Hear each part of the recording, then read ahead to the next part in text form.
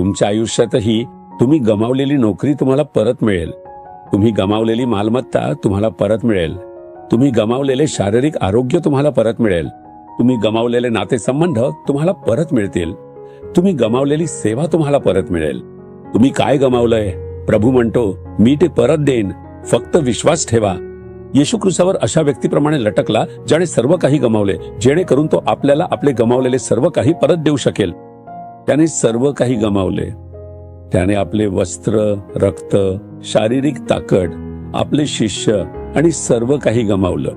पूर्णपणे एकटा तो क्रूसावर लटकला. त्याने स्वतःला क्रूसावर बलिदान दिले, जेणेकरून आपल्याला गमावलेले सर्व काही परत मिळावे. तो तुम्हावर प्रेम करतो आणि तुम्ही गमावलेले सर्व काही तुम्हाला परत देईल. तुम्ही विश्वास ठेवता का? आजपासूनच हे सुरू होईल.